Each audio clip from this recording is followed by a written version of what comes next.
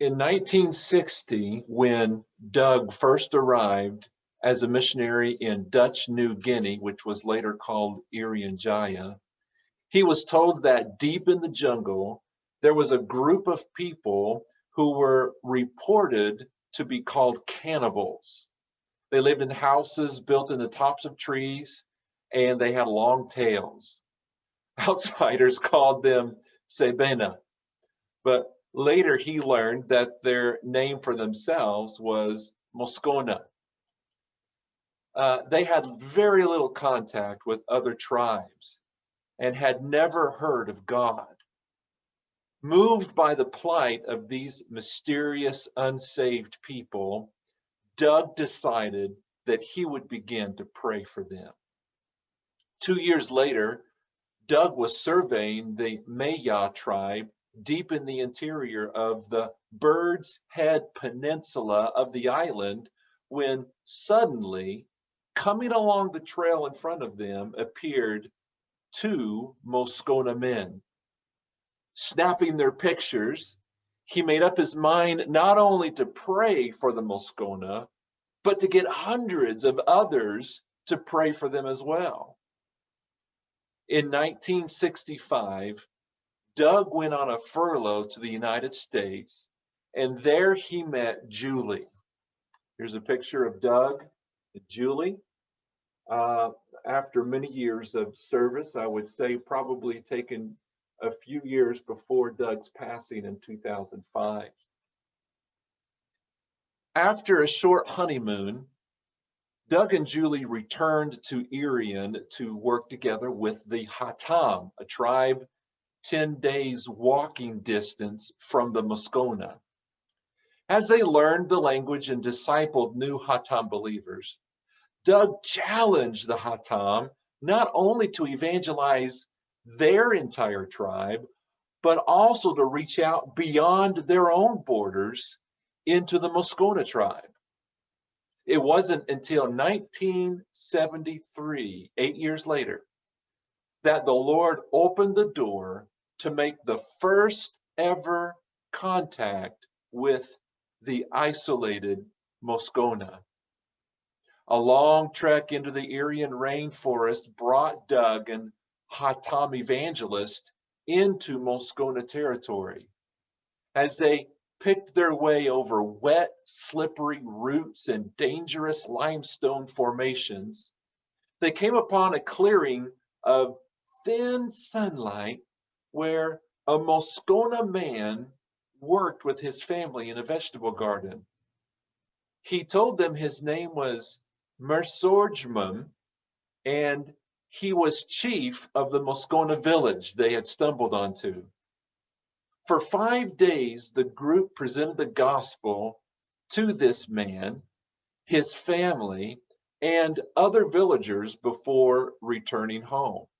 Later, Mersorjmum told Doug that it had been during that time that he decided to, quote, follow Jesus's voice. 2 months later, Julie and their 5-year-old son, Tim, accompanied Doug into the jungle to contact other Moskona. Soon after they reached the first village, Doug fell and broke several ribs.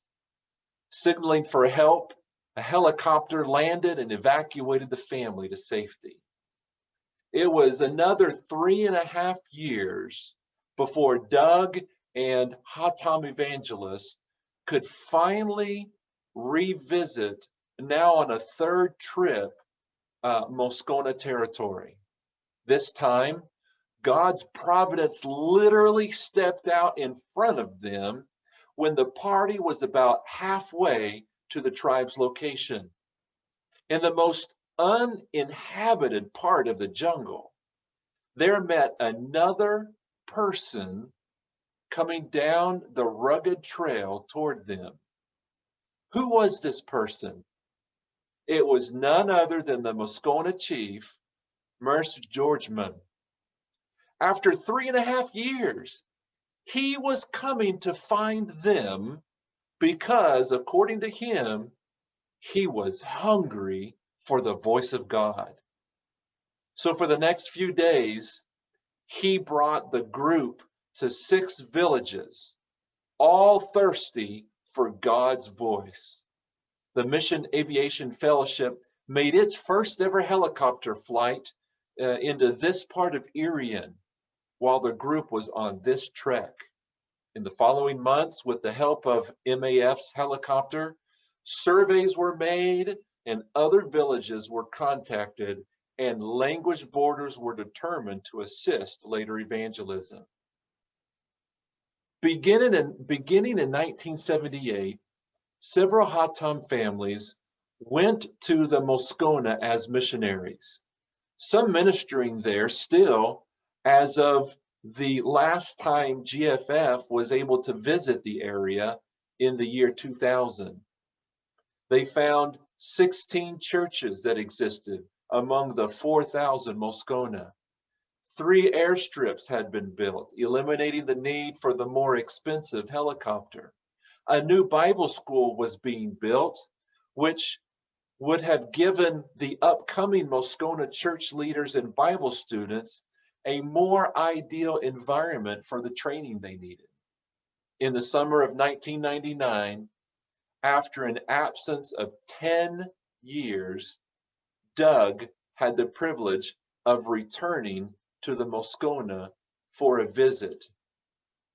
What a thrill and joy, said Doug afterwards, to see what God has done in the 10 years since we left. Doug served, as I mentioned, as the associate director and director of the Gospel Furthering Fellowship from that time until his passing. He, Doug, actually wrote his final sermon to be read at his funeral. In his sermon, he wrote these words: "Receiving Jesus Christ into my life glorified God. Coming to the place where I no longer doubted that I was a child of God glorified God. The next thing I believe I did to glorify God was to dedicate myself to serve Him the rest of my life. I actually made this decision right about the time I received Christ into my life.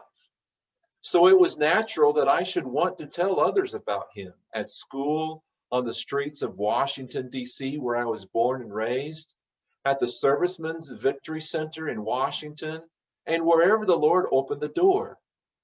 It did not take long to realize that there was still a world out there that had never heard the name of Jesus Christ. And so I dedicated the rest of my life to take the message of salvation to those people." At the end of Doug's message that he wrote for his funeral, he gave a challenge. He said, maybe you are a child of God, but you realize God is speaking to you. You're thinking, maybe God is speaking to me about being a missionary. You're not sure, but you want to do whatever God is willing for you to do. Are you willing to be a missionary, to go and tell those in the uttermost about the gospel that they had never heard? Whatever your decision, would you come?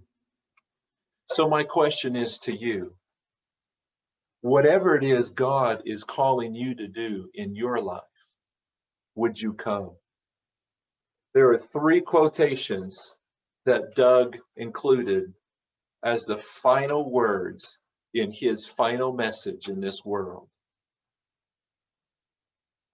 By the African missionary C.T. Studd, who said, "If Jesus Christ be God and died for me, then no sacrifice can be too great for me to make for him."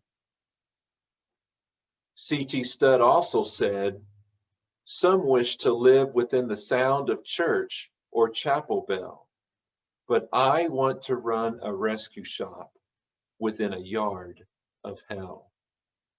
What will you do with the rest of your life?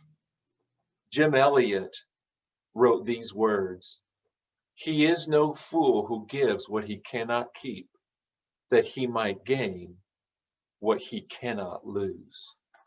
What do you have to lose in order to gain what Christ has for you?